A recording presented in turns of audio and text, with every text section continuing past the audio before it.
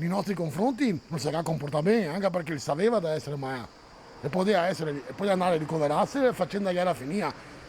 E mi penso che non so neanche cosa dire, perché una persona così per me non vale neanche la pena. Cosa insegna questa esperienza secondo lei? Essere prudenti, più prudenti, perché essere troppo ottimisti certe volte non va bene.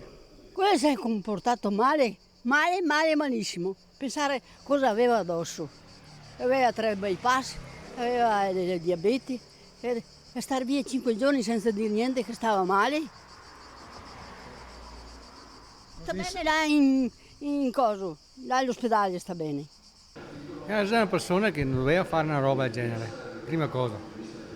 E dopo, se lui aveva voluto fare così, però rimette tutti quanti i cosi, le persone che sono qua nel Veneto. Se tutti quanti fanno così diventa un problema, chiudono ancora e insomma non va bene e sicuramente faranno qualcosa. Lo spero, insomma, ecco. Lei è favorevole quindi al TSO, quella cura obbligatoria a chi magari rifiuta di essere trattato dal punto di vista sanitario? Beh, se capita un episodio così penso che sia necessaria, questo sì.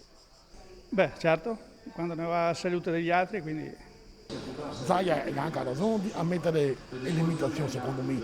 Dovrebbe essere più duro nei confronti di questi personaggi qua.